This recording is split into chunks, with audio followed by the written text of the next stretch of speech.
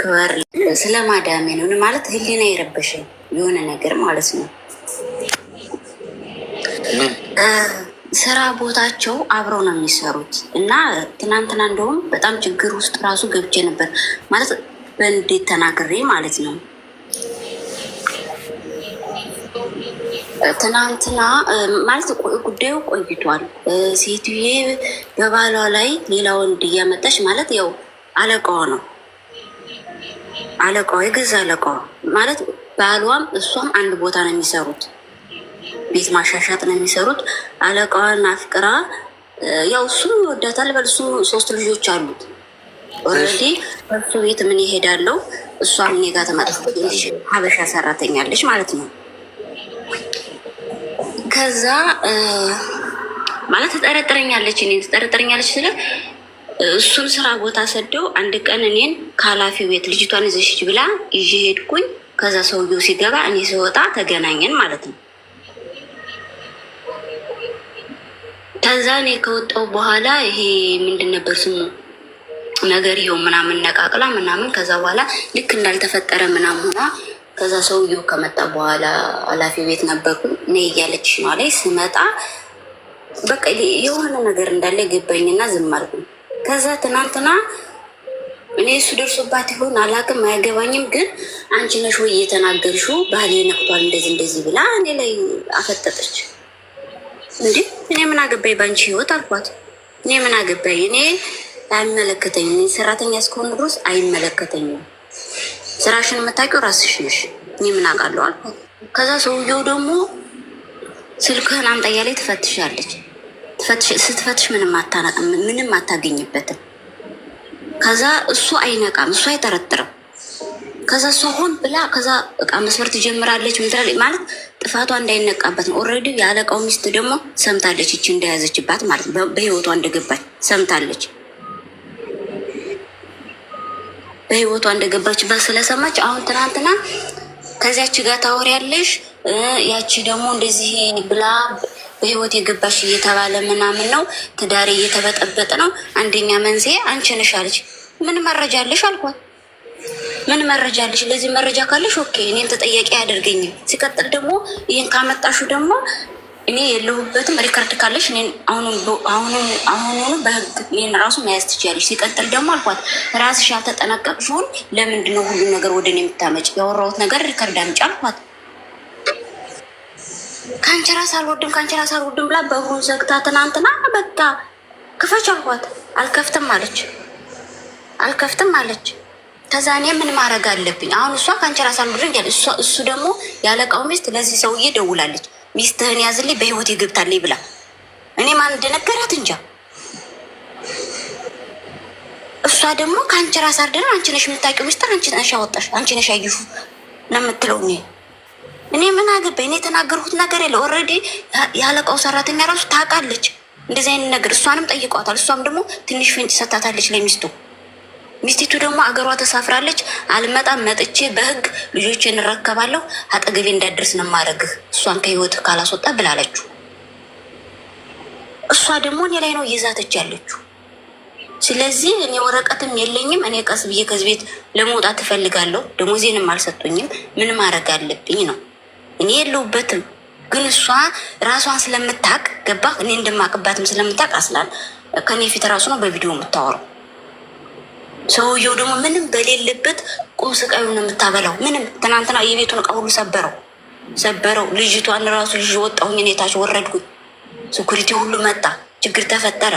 እንደውም የፈነጣሪው ምናምን ልጅቷን እዚህ ላይ ግንባሯ ላይ መቷታል። አሁን እሷ የምትለው አንቺ ነሽ ፍንጫ ወጣሽ ነው የምትለው እኔ ላይ። ምን ማድረግ አለብኝ? እኔ ደሞዜን ስጭኝ እወጣለሁ አልኳት። እሷ ደግሞ አትወጭም ነው። እኔ ደግሞ ፈራሁ በሆነ ነገር ማለት በዱላ ባትመጥ በዱላ እንኳን እኔ አትነካኝም፣ እኔም መያዝ ይችላሉ። ግን ችግሩ በሆነ ነገር ወይ በምበለው ወይ በሆነ ነገር እንዳታጠምደ ፈራሁ። ብቻ ብሬን እስከምቀበል እንጂ ብሬን ከተቀበሉ ቀስ ብዬ እወጣለሁ። ምን ያህል ብር ነው ያለሽ? የ2 ወር ሰላም ስላላደሉ አልሰጡኝም። 3000 ብር ነው በ5 እሱን አትጠይቂው ባለቤቷን ስጠይቀው እሷን ጠይቂ ነው። እሷን ስጠይቅ ደግሞ እሱን ጠይቄ ትላለች። ገባ? በመሀላቸው ችግር ስላለ እሷ ደግሞ እኔ እንደወጣ አትፈልግም። ገብቷል? አሁን ይህ ችግር ስለተፈረጠረ እንትን ስላለች አውቃ መያዣ ነው። ገብቷል አይደለ? አዲስ ሰው ለማምጣት ይከብዳል። ህፃኗን ለምዳለች። እኔ ነኝ ያሳደግኳት። እሺ ሁኔታ ግን አዳምጪኝ። አሁን እንዲህ አይነት ነገር ሲፈጠር በጣም ጥንቃቄ ማድረግ አለብሽ። ገብቶሻል? ምክንያቱም ሰዎች ሚስጥራቸው አደጋ ላይ እንደሆነ ከተሰማቸው ብዙ ነገር ሊያደርጉ ይችላሉ። ይህ ትገለኛለች ነው እሱን ተይው። መቼም ህግ ያለበት ሀገር ነው የሚኖረው።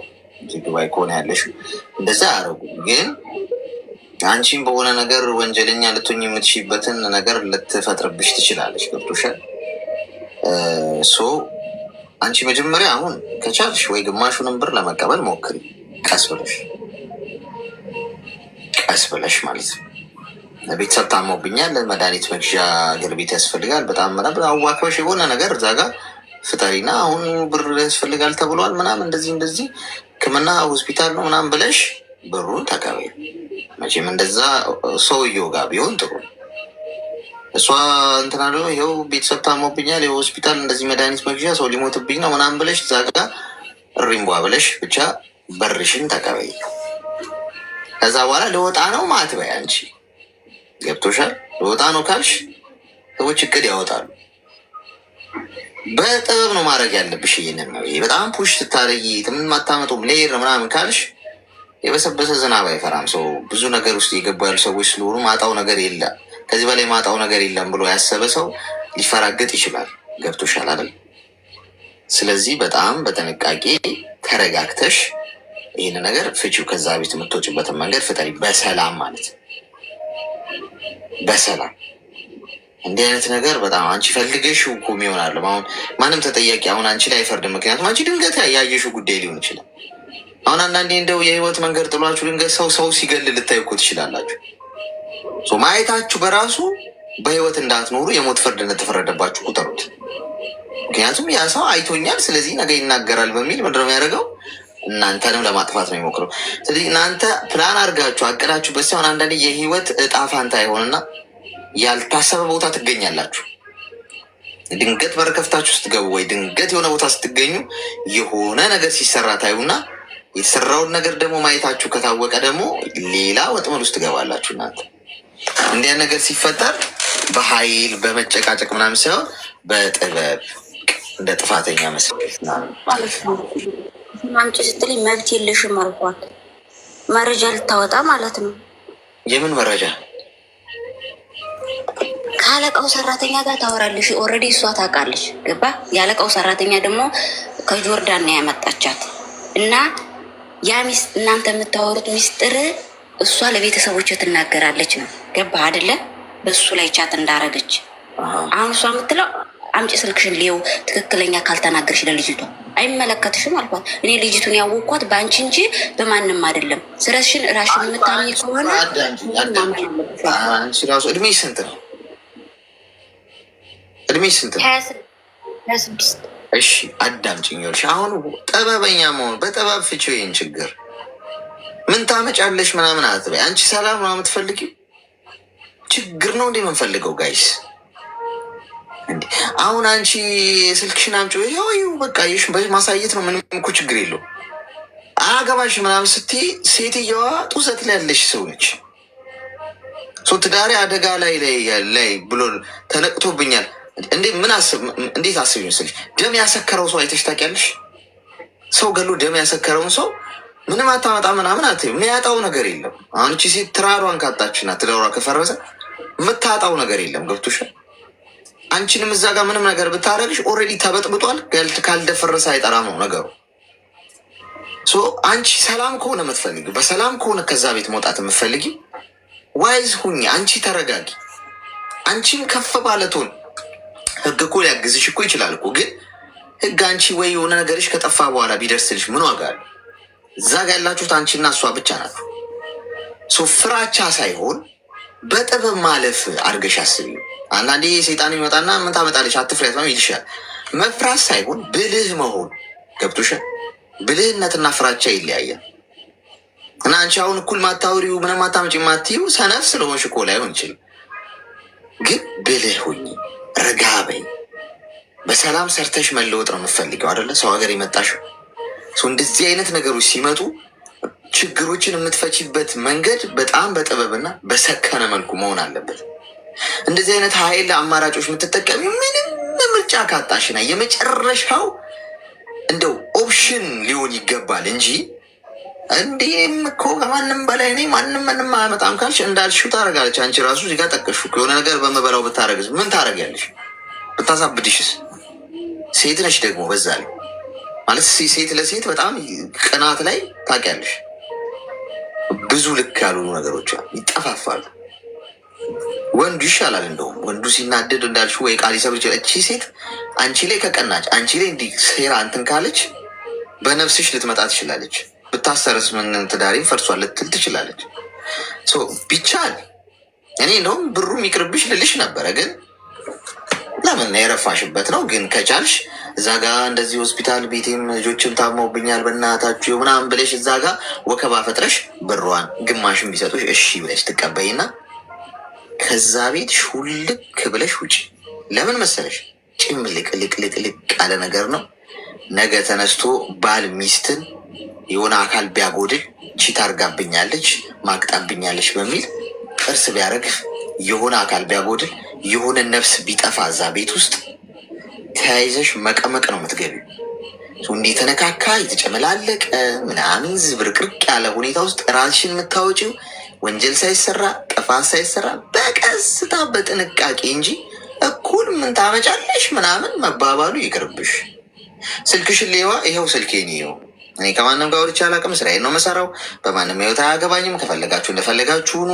እኔ ስንት የሚያሳስበኝ ጉዳይ አለ። እንኳን ይህን ጊዜ ሰጥቼ ላወራ ምን ጥቅም አገኛለሁ ይህን በማድረጌ ምናምን ብለሽ ይህን ጉዳይ በስከነ መልኩ ለመፍቻት ሞክሪ። ተግባባል? እሺ ወንድም ያመሰግናለሽ። እሺ ህይወታችሁ በቅጽበት ሊበላሽ ይችላል። በቅጽበት ልትተርፉ ትችላላችሁ። ዋናው ነገር እናንተ ምን ያህል ችግር የመፍታት አቅማችሁ ምን ያህል የበሰለ ነው። አሁን እድሜዋን የጠይቋል። ለዛ የምታወራኝ እሷ እንደ 18 ዓመት እንደ 20 ዓመት ልጅ ነው። ገብቶሻል? ምናልባት እኔንም 20 ዓመት ላይ እኮ ይህንን ብጠይቅኝ ኖሮ አባቱ አፍንጫዋን ባያት ምናልልሽ ይሻል። ገብቶሻል? እድሜ ግን ያስተምርሻል።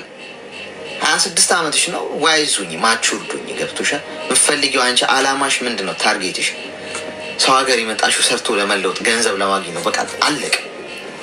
በዚህ በሰዎች ፍትጊያ ውስጥ የአንቺ ህይወት የአንቺ አላማ መደናቀፍ የለበትም። በተቻለ መጠን ከጸብ ራቁ። በተቻለ መጠን ግጭትን አስወግዱ ከህይወታችሁ። ግጭትን፣ ጸብን፣ መገፋፋትን በተቻለ መጠን ራስን መከላከል አይነት እርምጃ ውስጥ እንኳን የምትሄዱት በጣም ኤክስትሪም መጥቶ ምንም ምርጫ ስታጡ ነው ሊገቡ የሚገባው እንጂ በተቻለ መጠን ነገርን መሸሽ፣ ጸብን መሸሽ፣ ግጭትን መሸሽ። ፈሪ ለእናቱ ይባላል እኮ አይደለ? ድሮ ድሮ ፈሪ ለእናቱ። ፈሪ ሁኝ ለሰዎች ችግር ብልጥ ቀርቷል። እንዲህ በእልህ ሌላ ነገር ውስጥ መግባት። እኔን በቅናት ስታጠፉ ነበረ። ሮጠብኝ። ምንድን ነው ጽሁፉ? ሄሎ በመጀመሪያ ያው በጣም ወዳለሁ፣ አክብረሃለሁ። በጣም መልካም፣ ደግ፣ አስተዋይ ልጅ ነህ። በጣም ያው ፈጣሪ አንተን ለብዙ ሰዎች በቃ እንዳንተ መልካምና አስተማሪ ሰው ስለፈጠረልን በጣም ፈጣሪ እናመሰግናለን። ረጅም እድሜና ጤና ይስጥ እና አሁን እንድትመክረኝ ነው የምፈልገው። ምክር ፈልጌ ነው። እሺ ምክር ያው እኔ ማውራት ረጅም ሊሆን ይችላል። በአጭሩ እንትን እላለሁኝ። እኔ ስለ ወንድ ነው ማውራት የምፈልገው ማለት ነው። እንድትመክረኝ የምፈልገው ነገር ስለ ወንድ አለ አይደል? ስለ ፍቅረኛ ማለት ነው። ፍቅርሽ አረባ ያው ፍቅር ማለት ምናምን ሳይሆን በቃ አለ አይደለ? እንድትመክረኝ የምፈልገው ነገር ማለት ነው። እና ልጀምር። እሺ መጀመሪያ ያው ከመተዋወቅ ልጀምር ብዬ ነው። እና የሱ አክስት ናት አስተዋወቀችን። የልጅ አክስት ማለት ነው። የኔ ደግሞ የአጎቴ ሚስት ናት። ከዛ የአባቴ ወንድም ሚስት፣ የሱ ደግሞ የእናቱ እህት ማለት ነው። እሺ ከዛ ያው እኔ እዛን ሰዓት እኔ በ13 ዓመቴ ነው መሰለኝ ቤይሩት የሄድኩኝ እና ትንሽ ነበርኩኝ የዛ ሰዓት። ከዛ 2 ዓመት ከምናምን ሰርቼ ወደ ኢትዮጵያ ተመለስኩኝ። ከዛ በኋላ ኮሮና ሰዓት ነበረና ተመልሼ ከዛ የእሱ አክስት ደግሞ ያው ያጎቴ ሚስት ስለሆነች ጎረቤት ነን ያለ ነው። ከዛ እሷ ደግሞ ላስተዋውቅሽ ምናምን አለችን። ከዛ እሺ ብዬ ተተዋወቅኩ ማለት ነው። ከዛ እያወራን ያለ እኔ ደግሞ ስልክ ሰጣች የሱን ስልክ ማለት ነው። ከዛ ስልክ እያወራን ምናምን እኔ ደግሞ እንደገና ዱባይ ለማምጣት ወደ አዲስ አበባ እንትን ፕሮሴስ ለማስጀመር ሄድኩኝ። ስመለስ ያው ከሱ ጋር ተተዋወቁ ማለት ነው። ከዛ ተተዋውቀን ከዛ በቃ ማውራት ጀመረን። ከዛ ደግሞ እሷ ያው ከጓደኞቿ ጋር ምናምን ስታወራ ምናምን ቤተሰቦች ሰሙ ማለት ነው። ከዛ ቤተሰቦች መጀመሪያ አልተቀበሉትም ነበረ እና አልተቀበሉትም። በቃ ሁሉም ተቃወሙ። እናቴም አባቴም አይ እሱ ልጅ አንቺ አሁን ገና ልጅ ነሽ፣ ከአንቺ ተለቅ የሚል ወንድ ይሻላል፣ እሱ ገና ምንም አያውቅም ምናምን ብሎኝ ማለት ነው። ከዛ እኔ ደግሞ የዛን ሰዓት በቃ ያው አለ አይደለ አንዳንዴ ሰው ላይ መፍረድም ጥሩ አይደለም፣ አንዳንዴ ደግሞ ራሳችን ላይ መፍረድ ጥሩ አይደለም እና በቃ እኔ አንዴ ገብቼ ማንንም ማስቀየም አልፈልግም። ቢሆንም ቤተሰቦቼንም ይሁን የእሷ አክስትም አንድ ቤት እንደ ልጆቹ አርጋን አሳደገች ማለት ነው። ከዛ ማስቀየም ስለማልፈልግ በቃ ሁሉንም ዝም ብዬ ተቀበልኩኝ።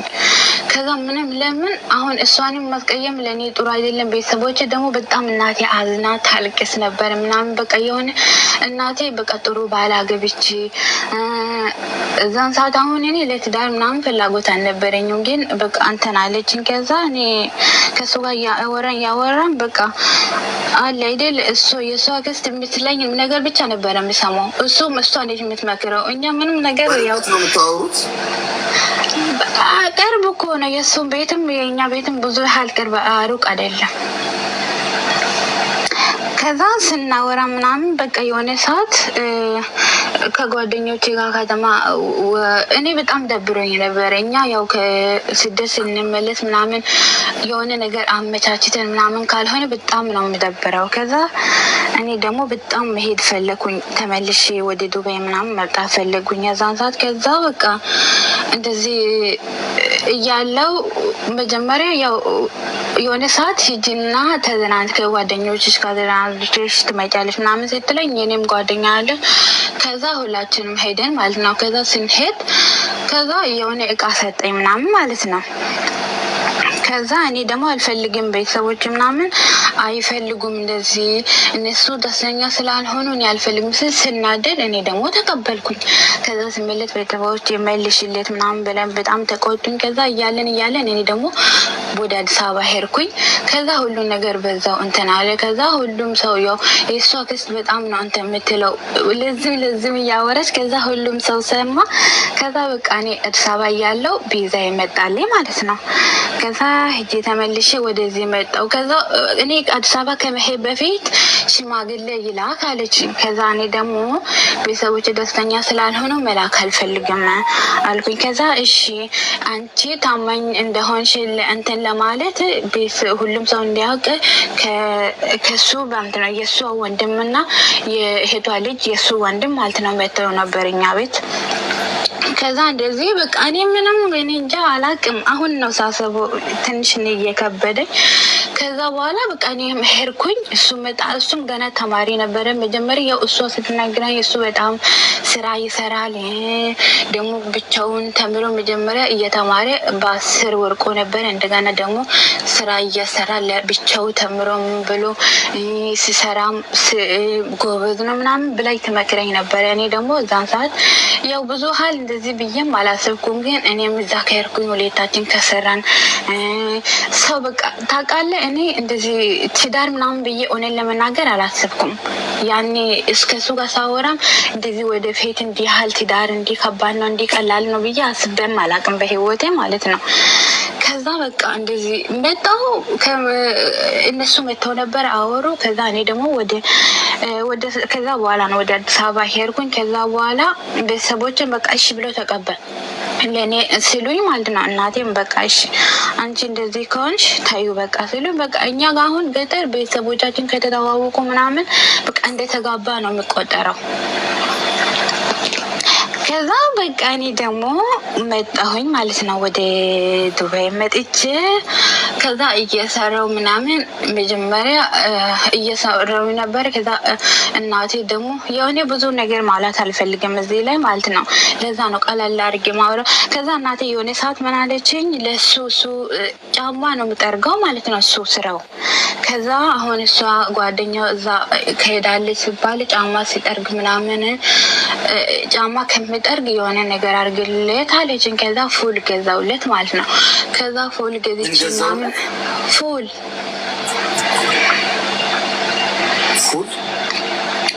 ፉል እንዲያጫውት ምናምን አለ። ፉል ነው አዎ እሺ እሺ። ከዛ አንድ ፉል ገዛውለት። ከዛ እያሰራ ምናምን ነበረ ማለት ነው። ግን እኔ መጀመሪያ እንደመጣው እንደዚህ ፉል ገዝቼ ምናምን እየሰራ ነበረ። ከዛ እየሰራ ግን ሲሰራ ምናምን እነሱ እንደሚሉት እኔ የሱ ጸባይ ምንም እየገባኝ አይደለም እውነት ለመናገር ማለት ነው። ከዛ እኔም ዝም ብዬ ከዛ የሆነ ሰዓት እኔ ስል መሬት ምናምን ከዛ ፉል እየሰራ ነበረ ማለት ነው። በመሀል እኔ በጣም እየሰራው ምናምን እንደዚህ ነበረ። ከዛ የሆነ መሬት እኛ ጋር ሊሸጥ ወጣ ማለት ነው። ከዛ አባቴ አካውንት ምናምን አልነበረውም። ከዛ በሱ እኔ ፉል ስገዛለት የሱ አካውንት የኔ ሰውዬው እኔ ደግሞ የሆነ አረበኛ ቤሩት ቋንቋ እዚህ ቋንቋ ብዙም እንትን አይደለም አንድ አይደለም። ከዛ የኔ ሰዎች ኡማን ሰዎች ናቸው እና ማለት ነው። ከዛ እኔ ደግሞ መሬቱ በጣም አሪፍ ነው ምናምን ብሎ ስላወሩ እንዲያልፍብኝ አልፈልግም። ከዛ በአባቴ እልካለሁ ብዬ እኔ ደግሞ ወደ ኦማን ልወጣ ልሄድ ተዘጋጅቼ ነበረ። ከዛ በቃ ይሄንን ፉል ማለቴ መሬቱን ለመግዛት ብር ለመላክ ሰውዬውን ነገርኩት። እኔ ደግሞ እጄ ላይ አይደለም የዘው ብር ሰውዬው ላይ ነበረ ማለት ነው። ከዛ በኋላ በቃ ሰውዬ ላከለት ወደ ደላላ ማለት ነው። ከዛ ደላላ ደውሎ እኔ አካውንቱን ቶሎ ብለሽ ላኪ ስለኝ እኔ ደግሞ ወደ ኦማን ሊሄድ ነው እንዴ ልላክ ምናምን ብዬ ነገርኩኝ ማለት ነው። አሁን ምን መሰለሽ በጣም እንዳይለጠጥማ ሀሳብሽን እያጣ ነው እንዳንመጣ። እሺ ምንድን ነው ፖይንቱ? አሁን ዋናው እሺ ፖይንቱ እሺ በቃ በጣም እንትን ሆነ ገብቶሽ በጣም ሽክርክሩሽ በዛና እሺ እንዳንል ዋናው ፖይንት ነገር ነው። ፖይንቱ ምን ማለት ነው? ከዛ በቃ መሬቱ ተገዛ። ከዛ በኋላ እሱ ይቅርና ልጁ በቃ ስራ ምናምን እየሰራሁ ነው። እኔ ደግሞ 2 አመት ነው ሰርቼ ወደ ሀገር መመለስ የፈለግኩት ማለት ነው። ከዛ ምንም እንትን የለውም። እኔ አሁን ለምሳሌ ወንድ ልጅ እኔ እሱም መጥፎ ነው ጥሩ ነው ብዬም እኔም ክፉ ነኝ ጥሩ ነው ብዬ ራሴንም አላደንቅ እሱንም አላደንቀውን ለመናገር። ከዛ በቃ እየሰራው ያለ ምንም እንትን የለም ምክር የለም። ወንድ ልጅ ለነገ ያስባል። እንዲህ ባደርግ ከዚህ ወደዚህ እንዴት ለውጥ እንዴት እንሆን ምን እናደርግ ብሎ ማሰብ አለበት አይደል? እንደዚህ አይነት ነገር የለውም። ከዛ በቃ እኔ በጣም በቃ አስጠላኝ። ከዛ እኔ በቃ ያለውበት ሁኔታ በጣም እዛ ኮንትራት ቤት አልተመቸብኝ ሁኔታ በጣም በቃ ለእናቴ ነገርኳት። ሰዎች ደግሞ ወደ ኢትዮጵያ መሄድ ወደ ኢትዮጵያ ነው የምትሄጂው እንጂ ቤት መቀየር አትችይም አሉኝ ማለት ነው ኮንትራት። እኔ ደግሞ የቢሮ ምናምን ቁጥር የዛን ሰዓት እኔ አላቅም የቢሮ ቁጥር ራሱ ማለት ነው። ከዛ አሁንም እኔ ቢሮ እንደዚህ ቤት ቀይሬ ምናምን ስለማላቅ የቢሮ ቁጥርም አላቅም። ከሰው ጋር ብዙም አላወራም እንደዚህ። ከዛ በቃ እንደዛ ሲሉኝ እኔ በጣም ጨነቀኝ። ኢትዮጵያ ለመሄድ ለምሳሌ አሁን አንተ ሄደህ የምታደርገው ነገር አሁን ነው የገባኝ እንጂ በፊት በቃ የሆነ እኔ እንጃ ምን እንደነከኝ ምንም አስቤ ምናምን አላቅም። ከዛ በኋላ በቃ እናቴ ነገርኳት ማለት ነው። ከዛ አንቺ ጠይቁ ምንድነው የምታስበው ስራ ላይ አሁን የሚሰራው ነገር ምንድነው የምታደርገው ምናምን ብለሽ ጠይቂው አለችኝ። ከዛ እኔ ጠየቅኩት። ከዛ ምንም ስራ የለኝም አይመችም ስራው ምንም እየተሰራልኝ አይደለም ማለት። ከዛ እኔ ደግሞ እየተሰራ ካልሆነ ለምን አሸጠውም ብዬ ዝም ብዬ ሀሳብ ሰጠው ማለት ነው። ከዛ ሌላ እኔ ደግሞ መሬት ለመግዛት ብር ከመላክ በፊት ሀሳብ ሰጥቼው ከዛ እኔ ደግሞ በቃ ከዛ በኋላ የመሬቱ ጉዳይ ብሩ እንዳላለው ሰውዬው እኔ ብዬ ነገርኩት። ከዛ ሰውዬ በሱ አካውንት እንዳላለው ሄዶ ላከ። አካውንት እኔ ስም ካርድ ምናምን የለም ከቤተሰቦች ጋር ምናምን ማውራት እዛን ሰዓት ይከብደኝ ነበር። እነሱ ገጠር ስለሆኑ እኛ ጋር ኔትወርክ ስለሚያስቸግር ቶሎ ቶሎ አናወራም። ከዛ ብሩ ከመግባት በፊት በጣም እየደወለ ምናምን በቃ እስከ ሌሊት 8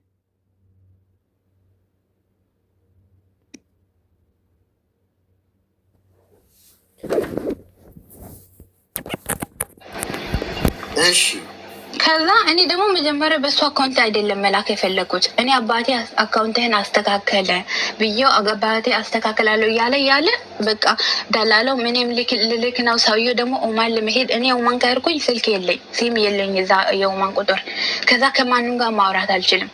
ከዛ በቃ ሰውዬው ላከለት። ከዛ እኔም ከመላኩ በፊት ነው የሄድኩት ሰውዬው አነጋግረዋለሁ ብሎኝ ማለት ነው። ከዛ እኔ ሄድኩኝ። ከዛ በቃ ብሩ ከገባ በኋላ ገባ ምናምን ብሎ አልደወለልኝም ምን አላለኝም። ከዛ እኔ ደግሞ ስልክ በሰውዬው ስልክ ዘመድ ያለችኝ በሷ ደውዬ እንትን አልኩኝ ማለት ነው። በፊት እኔ በራሴ ስም የገዛሁት ማለት ነበረ። እሱ ራሱ ሳይነግረው ለኔ ሳይናገር ምን ሳይል ለሌላ ሰው ለመስጠት አውጥቶ ከዛ ደግሞ የምትገዛው ልጅቷ ደውላ እኔ እኮ የሰው መሬት ሊገዛ ነው አዲስ መሬት ሌላ መሬት እየገዛች እሱ ላይ ሊጨመር ብሎ የሷ ጓደኛ ቤቱን በአንድ ያስተካከላለሁ ብሎ እንትን እያለ ነው አለች። እኔ በጣም ተናድጄ እንዴት ነው ብዬ ከዛ ሰውዬው ስልክ ወስጄ ከዛ ቀጥታ ደውዬ ማለት ነው ሰውዬው ካርድ ገዝቶልኝ ቀጥታ ደውዬ ዘመድን ጠየቁ። ከዛ አው እኮ ምናምን አላናገረሽም እንዴ አለኝ። አባቴ ደግሞ በቦታው ላይ ቁጭ ነው ብሎ እሷ ለኔ ስላልነገረች ስለ መሬት መሽጠት ምናምን እኔ ምንም አላወራም። እኔ እንዴት ሸጥ አልፈልግም ከሷ መጀመሪያ መስማት ፈልጋለሁ አለ። እሷ መግዛት እንጂ መሽጠት አልፈልገችም። ብሩ ራሱ ተሳስቶ ግን እኔ አባቴ በፊት እንደዚህ በቃ የሷ ክስት በጣም ምላሳም ስለነበረች በቃ እንትን አይፈልግም ምንም ነገር ማውራ ማለት ነው። መጀመሪያ እኔ አትግቢ እንዲህ አትወኝ እያልኳት እያዘንኩኝ እምቢ ብላ ነው የገባችው ብሎ ብዙ መግባት አይፈልግም። ከዛ እኔ ደግሞ ደውዬ ስጠይቃቸው ከዛ አቆሙት ማለት ነው። ከዛ ካቆሙ በኋላ መሬቱ ምናምን ተገዛሉ። ከተገዛ በኋላ ደወለልኝ። መጀመሪያ ስልኩ እኔ በሰው ስልክ ሲደወል ዝግ ነው። ከዛ ለምን ስልክ ዘጋህ? ለምን ማን ፈቅዶልህ ነው መሬቱን ለመግዛት? መጀመሪያ ይሄ እኮ እኔ እየሰራው እኔ እየደከምኩ የማገኘው ነገር የምገዛው ነገር ከኔ ጋር እኔ መፍትሄ የለህም ለማለት ሳይሆን ከኔ ጋር መመካከር አለብህ። ለምን ለኔ የኔ ድካም ላንተ መግባት አለበት። እኔ እዚህ በሰው አሁን እኔ ብዙ ነገር ስለማወራ ስለማልፈልግ ነው ብዙ የተጎዳሁትን እንዲያንቆት ምናምን ብዬው ነግሬው እኔ የምነግረው ነገር እናቴ እያለቀሰች ቀን በቀን አሁን እኔ ኮንትራቤት እያለው እንደመጣው በጣም ነበር በቃ ሁኔታዎች ያልተመቹኝ ማለት ነው። ከዛ እናቴ እየመጣች ምናምን ትጠይቀኝ አባቴ በሰው ቤት ሄዶ ምናምን ይጠይቅ። እሱ ግን እጁ ላይ ስልክ እያለ ራሱ ምን ሆንሽ ምን አጋጥሞሽ ምናምን ብሎ አይጠይቀኝም ነበረ ማለት ነው። ከዛ በቃ እኔ በቃ ይሄንን ጸባዩን ሳይ በቃ ምንም ነገር ለማሰብ ራሱ እያስጠላኝ መጣ ማለት ነው። ከዛ በኋላ በቃ እኔ እናቴ በቃ እንደዚህ ስነግራት ተረጋጊ፣ አሁን የሱ ቤተሰብ እዚህ ይሄ እንደዚህ ሲሆን አንቺ ሌላ ነገር ለማሰብ የምትፈልጊ ከሆነ ይሄ ጥሩ አይደለም። መጀመሪያም እኔ ይሄን እንደማይሆን እየነገርኩሽ ነው የገባችው፣ ስለዚህ ተረጋጊ ምናምን አለች ማለት ነው። ከዛ በኋላ በቃ እኔ እሺ ብዬ ታውኩት። ከዛ ወረት ምንድነው የምታስበው ምናምን። ከዛ 2 አመት ጨረስኩኝ ማለት ነው። ልጨርስ ነበረ። ከዛ ጨምሪ 1 አመት ጨምሪ እንደምን ብለሽ ታያለኝ ማለት ነው። ከዛ እኔ ደግሞ በቃ እየተናደድኩኝ ጨመርኩኝ። ከዛ እኔ ሰዎቼ ወደ ኢትዮጵያ ሄዳለሁ፣ ወደ ሌላ ቦታ መቀየር ፈልጋለሁ። ቤቱ ስራው ደግሞ በጣም ከአቅም በላይ ነው። እኔ የምሰራበት ቤቱን በጣም ትልቅ ነው። ሰራተኛ ወይ ጨምሩ ስሉ እናመጣለን ይላሉ እንጂ አይጨምሩ። ከዛ በቃ እንደዚህ እናቴ እንትን እያለች መጀመሪያ እኔ ሲመጣ ምናምን ያው እናንተ በእምነታቸው እኔ እንጃ አላቅም። አገልጋይ ሲባል ካወቅ አገልጋይ የሆነ አገልጋዩ በጣም ትልቅ ሰው ናት ማለት ነው። ደወላ ከሱ ጋር አትጋቢ፣ ወደ ውጭም አትሂጂ፣ በጣም ትጨነቂያለሽ። አሁን ጸሎት አድርገሽ ተረጋግተሽ ወደ ውጭ ሂጂ። አሁን የመጣልሽን ቤዛሽን ታይና ተረጋግተሽ ጸልይ። ከጸሎት በኋላ ፈጣሪ ላንቺ ሁሉ ነገር ያመቻችልሻል። ከእርሽ ግን ብዙ ትጨነቂያለሽ አለች ማለት ነው። ከዛ እኔ ደግሞ በጣም ከኢትዮጵያ መውጣት ስለፈለግኩኝ አልሰማሁትም፣ ወጣው ማለት ነው። በቃ እንዳለች በህይወቴ ሁሉ ነገር ተመሰቃቀልብኝ። ከዛ በኋላ በቃ ሰርቼ ብር መያዝ አልቻልኩም። ሁሉ ነገር በቃ ከሱ ጋር ያለኝን ነገር እኔ ደግሞ አልፈልግም እንዲህ ብዬ ለማናገር። የእሱ አክስት ደግሞ እንደ እናቴ ያሳደገችኝ፣ በቃ አንድ ነው ከልጆቿ ጋር ያሳደገችኝ ማለት ነው። ከዛ እኔ በቃ አማራጭ አጣሁና እየሰራው እያለ በቃ ወደ ውጭ ወጣው ማለት ነው። ወጥቼ 3 አመት ጨርሼ ለሰውየው ምን አልኩኝ፣ ጓደኞቼ እንግዲህ ኢትዮጵያ ሊሄድ ነው ምናምን ብለሽ አሁን አንቺ ብትሄጂም ምንም እንትን አትይም፣ ስለዚህ እሄዳለሁ ብለሽ እና እኛ ስራ እናስገባሻለን ብሎኝ፣ ከዛ ለሰውየው ነገርኩ። ከአክስቴ ጋር ምናምን ነው የሚሄደው ስለኝ ነጭ ወረቀት ሰጠኝ ማለት ነው። ከዛ እኔ ደግሞ ኮንትራት ቤት ግቢ ምናምን ስለኝ እኔ ደግሞ ትንሽ እየሰራሁት መሄድ ስለምፈልግ አልገባም ብዬ ከዛ በኋላ በቃ ስራ ቦታ ገባሁኝ ማለት ነው። ገብቼ እስካሁን እዚህ ቤት መጀመሪያ ሌላ ቦታ ገብቼ ነበረ፣ አልተመቸኝም። ከሰይድዮ ጋር ተጣልቼ ወጣው። ከዛ በኋላ ደግሞ እዚህ ቤት ገባሁ። እዚህ ቤት ከመግባት በፊት ከሱ ጋር እያለን በቃ ሁሉ ነገር እናቴ ነገርኳት። ከዛ በቃ አባቴም አንቺ ደስተኛ እንዳልሆንሽ እኔ ይገባኛል፣ መጀመሪያ ምን ነግሬሻለሁ፣ ቸኩለሽ ነው የገባሽው፣ ያለው ነገር ፈርተሽ ምናምን አለኝ እና አንዴ ቆይ በጣም ጭንቋት የምታወራበት የሌላት ይሆናል። እንደው በቃ ማለት እንደው የምታወራበት ጠፍቶች እንዲህ ማውራቷ መፍትሄ ከሆነ እንደው እኛ መፍትሄው ብንሆንስ? ኮይል ስጣችሁ። እሺ ከዛ በኋላ በቃ እኔ ለቤተሰቦች ሲነግሩኝ እንደዛ ወደዚህ ስትመጪ ያለው ነገር እናያለን፣ አትጨንቅና ሁሉ ነገር ታዩ ምናምን አሉ ማለት ነው። ከዛ በኋላ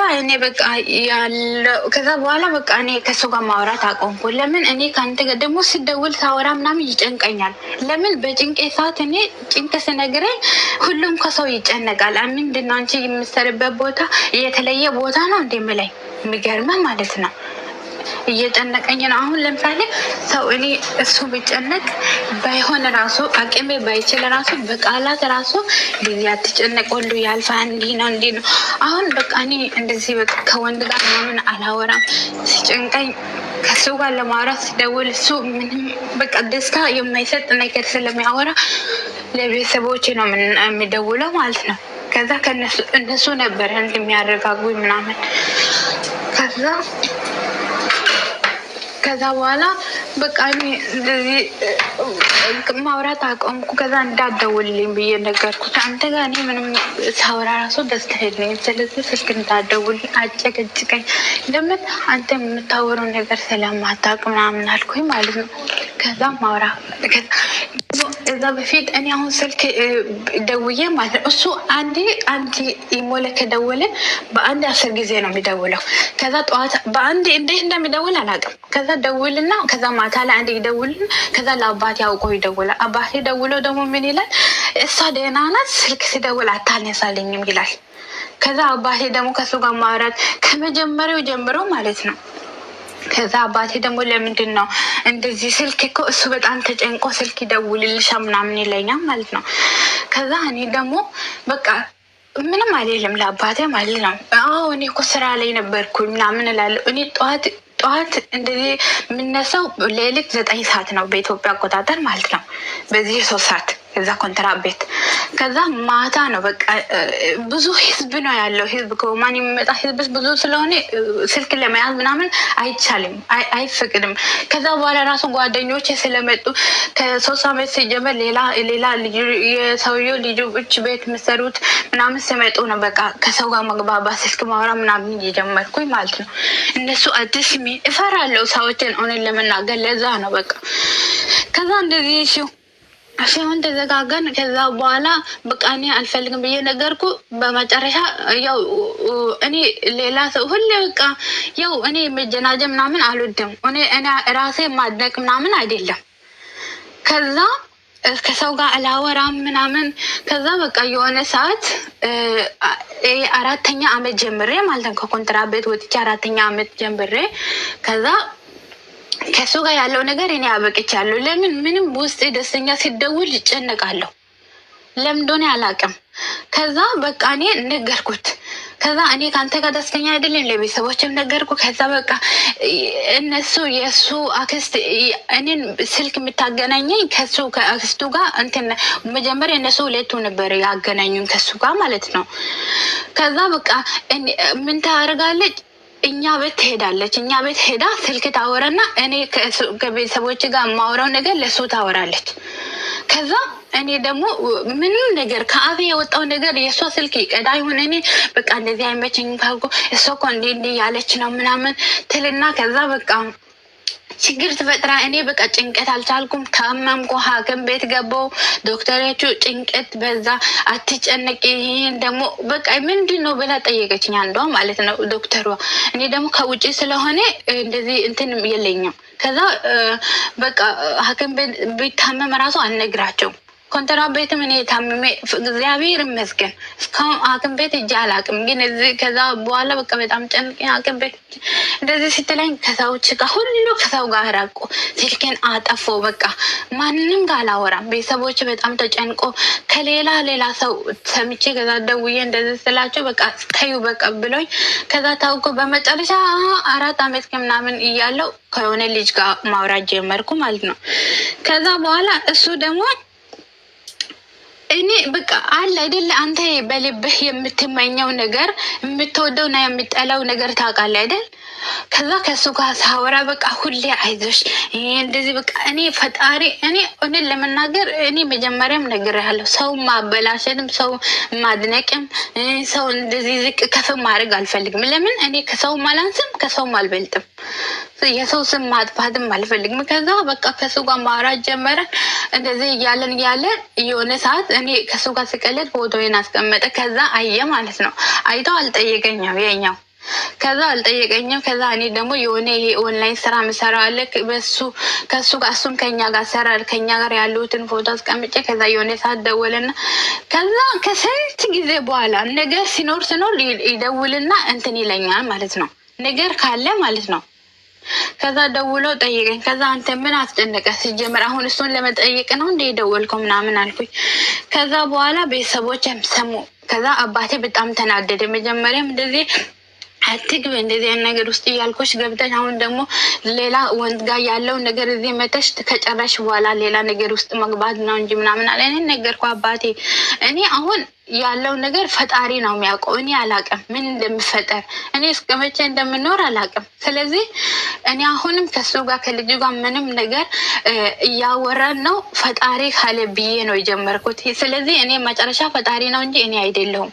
ስለዚህ እኔ ደስተኛ ስለሚያደርገኝ ሲጨንቅ በቃ ታውቃለህ አንዳንዴ ለሰው ልጅ ፈጣሪ ሰው ይስጥ የሚባለው እውነት ነው። ሰው ያለ ሰው መኖር አይችልም። እና እንደዛ ብዬ ስነግረው አባቴ በቃ እሺ ብሎ ተወኝ።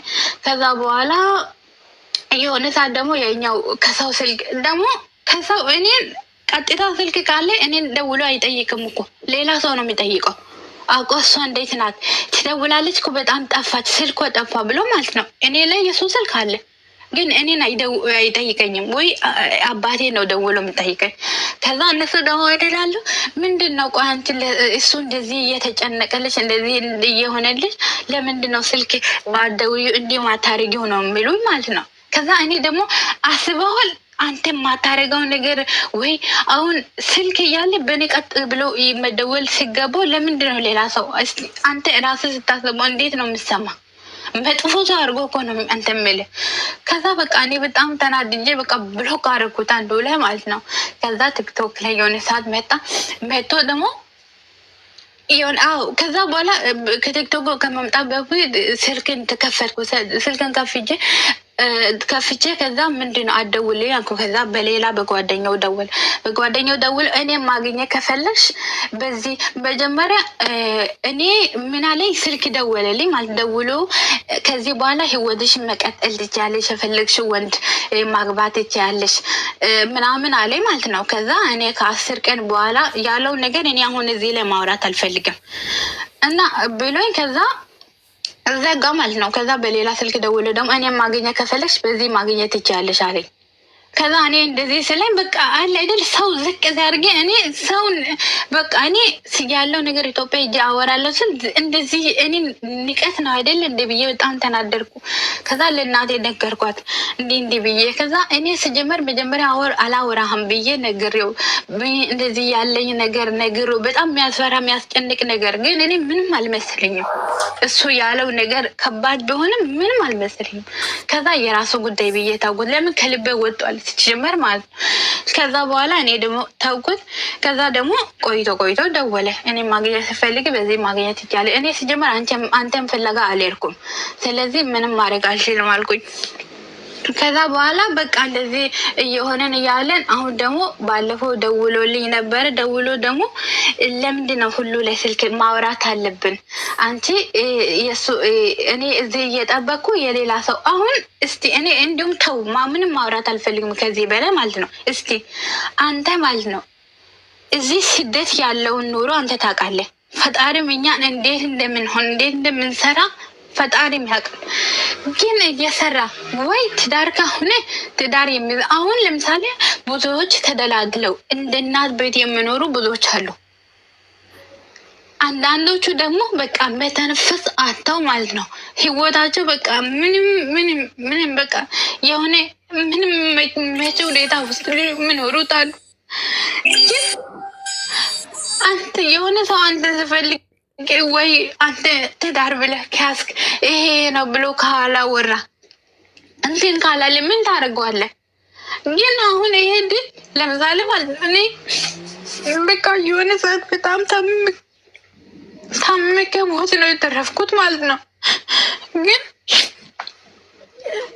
አሁን ከዛ እንትን ብዬ ከዛን ሰዓት እውነት አሁን ይሄ ልጅ ከኔ ጋር እስካሁን ቆይቷል። ቢያንስ አመት ሊሆነን ነው ማለት ነው። እኔ አሁን 5 ዓመት ከምናምን ይሆናል እዚህ ማለት ነው። ገዛ ሲታመም ስጨንቅ ይህ ስከፈኝ ከኔ ጋር ነው ያለው።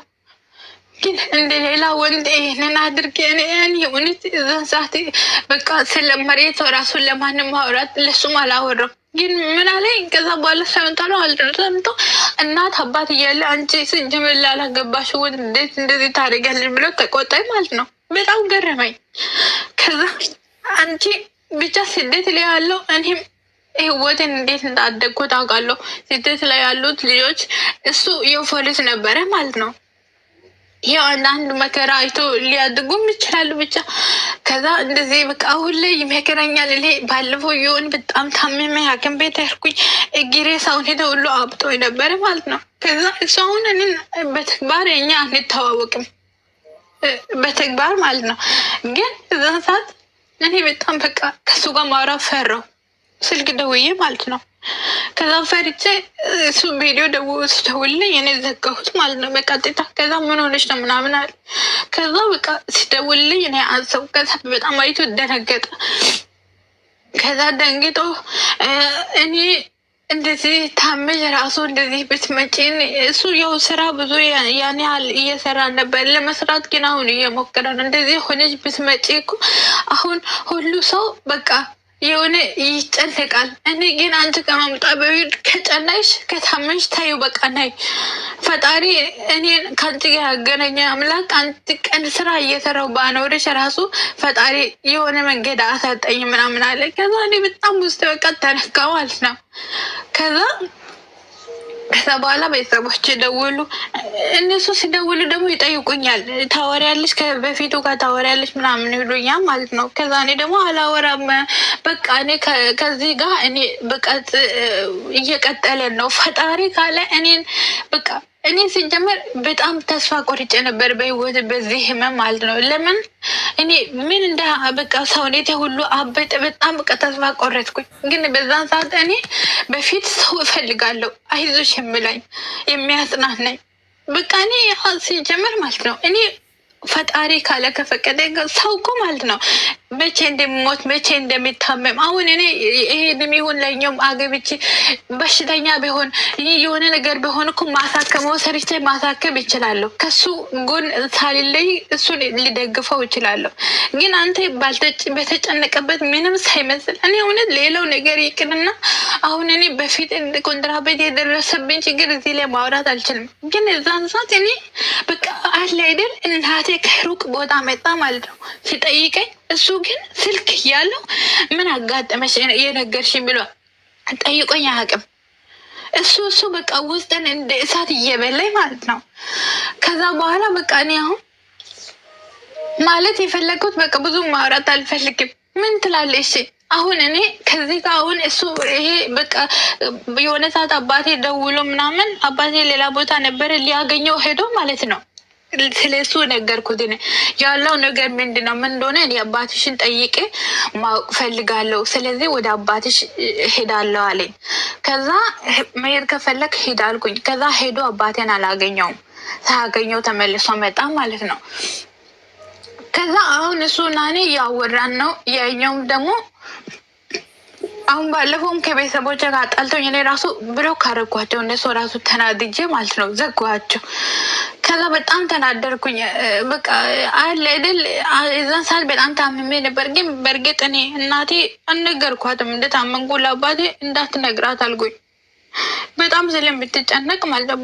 የሆነ ሰዓት በጣም ታማ ልትሞት ነበር። ሐኪም ቤት ሄዳ አንዴ ራሱ የልጅን ድምፅ ሰምቼ ልሙት ምናምን አለች። ከዛ እኔ ደግሞ እሱን ራሱ አልነገረኝም ከሌላ ሰው ነው የሰማሁት ማለት ነው። ከዛ እኔ በቃ እናቴ ናፍቀኛል ለመሄድ ፈልጋለሁ። ስለሱ ደግሞ ምንም ባል ምን ባል ወሬ የለውም ማለት ነው። ከዛ እኔ በቃ ጠለውጥ ይህንን እያለን ፈጣሪ ይመስገን እስካሁን አለን። ይህ ለምሳሌ ወደ ቤተሰቦች አባቴ ሄዶ ማውራት ከነሱ ጋር መተዋወቅ ምናምን ይፈልጋል። በቃ እኔ እንጃ እንደ ወንድም በቃ እየመከረኝ አይዞሽ እያለኝ በቃ አለ አይደል እያበረታተኝ እስካሁን ኖሯል። ግን እኔ አሁን በፊት በቃ የእሱን አገር በቃ ምን ትለኛለች ብዬ እየፈራው እስካሁን ቆይቻለሁ። ግን አሁን አንተ የምትለው ለምሳሌ ለቤተሰቦቼ ግን አሁን በቃ ትተዋል ሁሉንም ያው ያኛውን እንደማልፈልግ አረጋግጠው ማለት ነው። ግን እኔ አሁን በቃ እኔ አሁን እንደ እናቴ ያሳደገችኝ ላስባት ወይ እኔ ግን ይሄን ልጅ መተው አልፈልግም።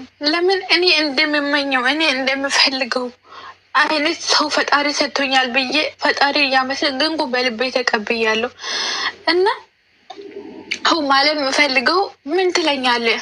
አሁን ያኛውን በቃ እርግፍ አድርጌ እኔ ትቼዋለሁ።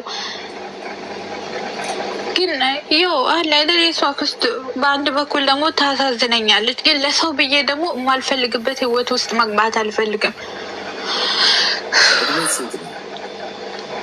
እኔ ገና 23 ነው እድሜ። እሺ ሚዩት አድርጊና አዳምጪ። ወጥ አይደለም በቃ አሁን ከዚህ በኋላ ማልቀስ የለም። ይውጣ እንዲወጣ ነው የሚያስፈልገው።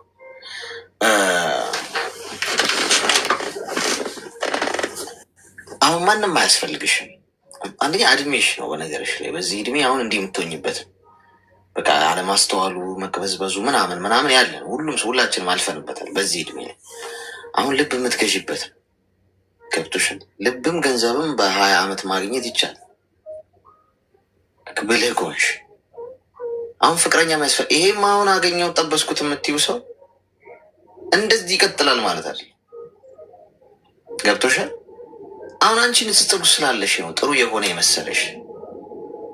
አሁን መልሰሽ አሳልፈሽ ከአንዱ ማጥ ውስጥ ስትወጪ ሌላ ማጥ ውስጥ ልትገቢ ነው። ገብቶሻል? ሰው ካለፈው ትምህርት መውሰድ አለበት። አዳልጦ የጣለህ መንገድ መልሰ ካዳለጠህ ነው አስቸጋሪ። ስትሄድ የመታ እንቅፋት ስትመጣም መልሶ ከመታ ድንጋዩ አንተ ነህ ይባላል። ሰው ሲሄድ እንቅፋት ሊመታኝ ይችላል። አንዴ ስመለስ ወይ ድንጋዩን ዞር ማድረግ አለብኝ ወይ ደግሞ እያየው መሄድ አለብኝ። ድጋሚ እንዴት ወድቃለሁ? አሁን አንቺ ብሶት ውስጥ ስለሆንሽ እዛ ጋር እየገፋሽ ሰው ስላለ እዚህ ጋር ደግሞ ጥሩ ጥሩ ሊጫወት የሚሞክር ወንድ ሲመጣ ከዛ ጋር አነጻጽረሽው ይህን ንጉሥ አድርገሽ አስቀመጥሽው። ማን የለካው? የታውቀሽው? ምን በአካል የታግኝተሽው? ምን ያህል ጊዜ ሳሳለፈሽ? አይዞሽ ስላለሽ ነው። አይዞሽ ማለት ጥሩ ነው፣ ግን አይዞሽ ስላለሽ ንጉሥ አድርገሽ ወድሽ አታስገቢ። መጀመሪያ ከዛ ህይወት ተላቀቂ። መጀመሪያ ዳኝ፣ ብልህ ሰውኝ፣ ብሰይ ካለፈው ሰት አንዴ ውደቂ፣ ችግር የለም። ከአንዴ ውድቀት በኋላ ከዚህ በኋላ ሪሌሽንሽፕ ውስጥ ለመግባት ህይወት ለመጀመር ትዳር ለመጀመር በጣም ስማርት መሆን አለብሽ። ገና ነው እድሜሽ። ገብቶሻል? አትሊስት ቢያንስ ማለት ነው 26-27 ዓመት ይሁንሽ። እዛ እድሜ ላይ ታስቢያለሽ። እዛ እድሜ ላይ እስክደርሺ ደግሞ በአይምሮ ትበስያለሽ፣ ነገሮችን ታገናዝቢያለሽ። ሰውን ማመን እንደሌለብሽ ይገባሻል። ዝም ብለሽ በሆይ ሆይታና በአይዞሽ ባይ ስለተባልሽ ልብሽን አሳልፈሽ አትሰጪም። በ13 ዓመትሽ የገባሽበት ነገር ነው ይሄ። ልጅነትም አለ ወይስ ኦኬ ሆኗል። መጠቀሚያም ሆንሽ፣ ገንዘብም ላክሽለት ምናምን፣ ፑል ቤትም ከፈትሽለት ምናምን፣ መጫወቻ አደረግሽ ምናምን፣ ይሄ የሚጠበቅ ነው። ችግር የለም። በቃ ተሳስተሻል፣ አትመልሽው። ከዚህ በኋላ ስላለው ነገር ነው ማውራት ያለብን። እሱን ታዩ። ይሄ ታምሜ አልጠየቀኝም ምናምን፣ ማንም አይጠይቅሽም። ማንም እንዲጠይቅሽ አትጠብቂ። መብሰል ማለት ያ ነው። እናቴ፣ አባቴ፣ ወገቤ፣ ወንድሜ፣ አክስቴ የለም። ለራስሽ ህይወት ራስሽ ነው ያለሽ። እንዲጠይቁሽ አትጠብቂ። ነገም ስትታመሚና ስትወድቂ ዞር ብሎ የሚያይሽ የለም። ሶዋት ዞር ብሎ ስላላዩኝ ላለቅስ ነው? ኤክስፔክት የምታደርጊ ከሆነ ከሰዎች የሆነ ነገር የምጠብቂ ከሆነ ነው። አሁን አንቺ ያለቀሽው ለዛ ነው። እንዴት አልጠየቁኝም? ሊጠይቁኝ ግድ አይደለም። ገብቶሻል? ሊጠይቁኝ ግድ አይደለም። ማንም ስለ እኔ ሊኖር የኔን ጦርነት ሊዋጋ አልተቀመጠም። ቢጠይቁኝ ሸጋ ነው፣ ባይጠይቁኝም ግድ አይሰጠኝም። በራስ መተማመን ማለት ሰዎች ይወዱኛል ብሎ ማሰብ አይደለም የኔ እናት። ኮንፊደንስ ማለት ቢጠሉኝም ግድ አይሰጠኝም። 1600 ሰዎች አሉ እዚህ ውስጥ። ቢወዱኝም ለራሳቸው ነው፣ ቢጠሉኝም ለራሳቸው። ቢወዱኝ ቀኔን ወርቅ አያርጉት፣ ቢጠሉኝ ቀኔን አያጨልሙት። ከወደደኝ ለራሱ ሰላም ነው፣ ከጠላኝም ለራሱ ጤና ነው። እግዚአብሔር የፈጠረኝ ይውደደኝ እንጂ ሌላው ችግር የለም። እየጠላ ይወደኛል፣ የወደደ ይጠላኛል። ተገለባባጭ። ነገ ታመሜ በወድቅና ብተኛ እንዴት 1600 ሰዎች አልጠየቁኝም? እየየ ስላልገኝም ለራሴ ነው ያለሁት። የራሴን ህይወት ራሴ ነው መወጣው። ከወደቅኩ ራሴ አፈር ከደሜ ገጬ መነሳት አለብን። ገብቶሻል? አንቺ አሁን 23 ዓመትሽ ነው። አየሽ፣ በዚህ ጊዜ ይህን ልታስቢ አልጠብቅም። ግን እድሜሽ የገፋ ሲመጣ 27 28 29 30 የገባሽ ስትመጪ ይሄ ላይ ነው ይሄኛው መንገድ ላይ ነው የምትደርሺው። ከዛ በፊት አሁን ይሄንን መያዝ ከቻልሽ እጅሽ ላይ ኒውክሌር ነው ያልሺው ማለት ነው። ህይወትሽ ላይ ትልቅ ተአምር ነው የምትፈጥሪው። ሰውን አትጠብቂም። እከሌ ጠየቀኛ ምሳሌውን ገንዘብ ሴፍ ታደርጊያለሽ። ለራሴ ህይወት ራሴ ነው ያለሁት። የራሴን ጦርነት ራሴ ነው መዋጋው። ችግር መጣ ወገብሽን ሸባ አድርገሽ ፋይት ታደርጊያለሽ። ከወደቅሽ እንደገና ትነሻለሽ። ምንም አትነጫነጭ። ሰዎች ጎዱሽ አልጎዱሽ እንደገና ተነስተሽ ትቆሚያለሽ። ኢቨን በእናትና በአባትሽ እንኳን እምነት አትታይ። ረሱኝ አልረሱኝ፣ አናገሩኝ አለ። በአጠቃላይ በቀይ መስመርሽ መጓዝ ያለብሽ በምድር ላይ እስካለው ከኔና ከፈጣሪ ውጪ ለእኔ ህይወት የቆመ የለም። ሶ የምጠብቀው ነገር ስለሌለ ምን አደርጋለሁ? የሚገጥሙኝ ችግሮች በሙሉ ኃይሌ ተፋልሜ ማሸነፍ እችላለሁ ማለት ነው። ስለዚህ ይሄ ቀድሞ በ13 ዓመትሽ የጠበሽውን ወይም የተጠባበሽውን አክስቴ ያስተዋወቀች የሚባለውን ቶፒክ ዝጊ። ቆርጠሽ ጣይ። አትመላለሽ። ጠየቀኝ አልጠየቀኝ አትበይ። ከቻልሽ ቁጥርሽን ቀይሪና ለእናትና ለአባትሽ ብቻ ሲም ካርድሽን ቁጥርሽን ሰጥተሽ ስትፈልጉኝ በዚህ አገኙኝ። ቆራጡኝ። ስራሽን ስሪ። ከዛሬ ጀምሮ ጸሎት አድርጊ። ጠዋትና ማታ ስትነሺ አመስግኝ። የምታገኘውን ገንዘብ ሴቭ አድርጊ። በዓል ሲመጣ ለእናት ለአባትሽ እንኳን አደረሳችሁ በግብ ምናምን መልካም በዓል ላጥ ብለሽ ሁልክ ብለሽ ስራሽ ላይ አጠራቂ። እንዴት ነው ከማዳም ቤት ማወጣው? ኦኬ የዛሬ ዓመት ወጥቼ በራሴ ወረቀት አሰርቼ ንግድ ልጀምር፣ ሱቅ ልክፈት፣ ገንዘብ ሴቭ አድርጌ ወርቅ እየገዛው ላስቀምጥ፣ ወይስ እቁብ ልግባ? አቅጂ። ብዙ ፕላን ይኑርሽ ጭንቅላትሽ። ፕላን እቅድ ሲኖርሽ በሰዎች ነገር አትጠለፊም። ገብቶሻል? እዚህ ጋር ነገር የተጨመላለቀ እንዲህ ያለኝ አላከልኝም አልመለሰኝም ተራ ነገር አያስጨንቅሽም። አንቺ ላይ ነው የምታየው። እዛ ከፍ ብለሽ እንደ ንስር ስለመብረር ነው የምታስቢ። ሶስተኛው ነጥብ፣ አሁን የምትጀናጀኙን ሰው አቁሚ። በጣም የከፋው ሰው አጋጥሟችሁ ያውቃል? በጣም የከፋው ሰው ሰይጣን ራሱ ቢያባብለው መልአኩ መስሎ ሊታየው ይችላል በዛ ሰዓት። ገብቷችኋል? ለምን ሰውን ከፍቷታል። ቤተሰቦቹ አልጠይቋትም። ታማልጥበቅ ብዙ መከራ ሳልፋለች እና ይሄኔ እናት አይዞሽ አንቺ እኮ ምናምን የሚላት ሰው አገኘች፣ ተዋወቀችና ከዛ መልአክ ሆኖ ታያት እሱ። ከዛ ቆዳሽን ሊገፍልሽ እኮ ውሃ እያፈላልሽ እኮ ሊሆን ይችላል። ማንንም ማመን የለብሽም የኔ እናት። ማንንም ሰው ከዚህ በኋላ ያለማመን ቻሌንጅ ጀምሪ በህይወትሽ ውስጥ። እኔ ልጉዳችሁ ውስጥ አንድ ምክር፣ ያለማመን ቻሌንጅ ይኑራችሁ በህይወታችሁ ውስጥ። አትጎዱም፣ አትኮነኑም። የሰው ልጅን አለመደገፋችሁ እንደውም ይጠቅማችኋል። የሰው ልጅን አክብሩ፣ ውደዱ፣ አትናቁ ማንን። ከዛ ውጭ አምናችሁ የሰው ልጅን መንገድ አትጀምሩ። አምናችሁ ጀርባችሁን አትስጡ። አምኜ ዞር ልል የምችለው ጀርባዬን እንኳን አይወጋኝም ከጀርባዬ ብዬ የምተማመንበት አንድ ፈጣሪ ነው። ጎንበስ ብል አይረግጠኝም ብዬ ማምነው እሱም ብቻ ነው። ይቅርታ መብት። ሰው የምታምኑ ገና ህፃናት ናችሁ። ከሌ የሆነ አፈቅርሻለሁ ስላለ አንቺ አሁን እሱ አሁን ስታወራ ጋይስ በጣም ብዙዎቻችሁ ተጨንቃችሁ ነበር። አጨርስም እንዲህ ምናምን። እኔ እንድትጨርስ የፈለግኩት በምክንያት ነው። እሷ ቴራፒዋ ማውራት ነው በቃ። ቀሏት አለውን ባይዜ እኔ አሁን ያልኳት ምንም ነገር እኮ የለም። የተለየ ነገር አልነገርኳት። የምታውቀውን የነገርኳት ግን ወጣ። አያችሁ ቤት ውስጥ ሆና ግን ምናልባት ለእኛ ትርኪ ምርኪ ወሬ ሊመስለን ይችላል። የእሷ ላይፏ ነው ጋይስ። ምናልባት እኛ የተመቸ ሁኔታ ላይ ሆን ሊሆን ይችላል ወይ በብዙ መንገድ ያለፍነው አልፈን የመጣነው መንገድ ምናምን እሷ ምንድን ነው የምትልብል እንደ ህፃን ምናምን የምትሉት ሊሆን ይችላል። የእሷ እኮ የመጨረሻ ቢግ ዲል ህይወቷ ነው እጇ ላይ። አንተ የምታናንቀው ምናምን ጨርሽና ውጪ ምናምን ያልከው ለእሷ የሞት ሽረት ጉዳይ ነው። ገብቷል? ውጭ ብትላታዎች ልጅ ነገ ሄዳ ልትንጠለጠል ትችላለች በገመድ። የሚሰማኝ ያጣው ምናምን ህይወት የለም እዚህም ቤተሰብ የማይሰማኝም ሁሉም ተጠቅመውብኛል ባልኖርስ። ለእኛ በጣም ትንሽ የመሰለ ነገር በዛ ሰው ጫማ ውስጥ በጣም ትልቅ ጉዳይ ሊሆን ይችላል። በአንተ በኩል የምታየው 9 ቁጥር በዛ በኩል ላለው ሰው 6 ቁጥር ነው። 9 ነው ብላ አትከራከረው። አንተም ልክ ነህ እኮ እሱም ልክ ነው።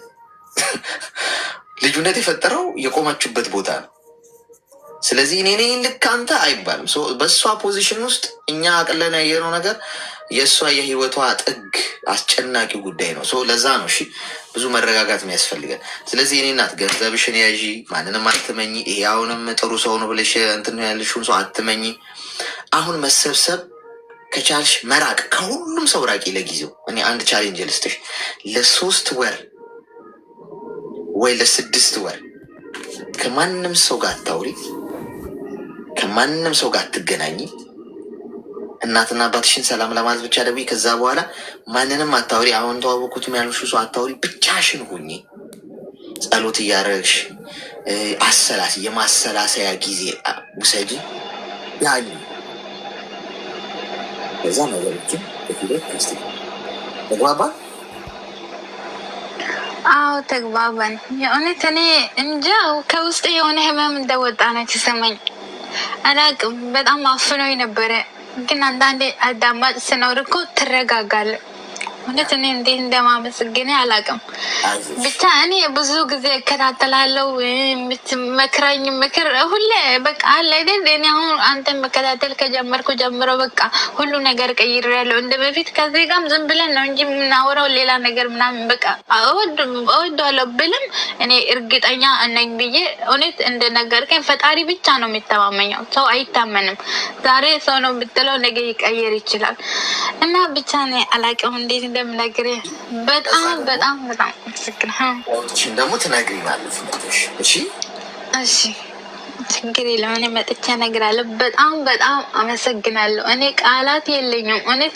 ሰው ልጅን ሰው ምንም ቢያመስግን እንደ ፈጣሪ ሊያመስግን አይችልም። ስለዚህ ሰማይንም ምድርም የፈጠረው ፈጣሪ እግዚአብሔር ይባርክ። እግዚአብሔር መንገድህን ያቅናል።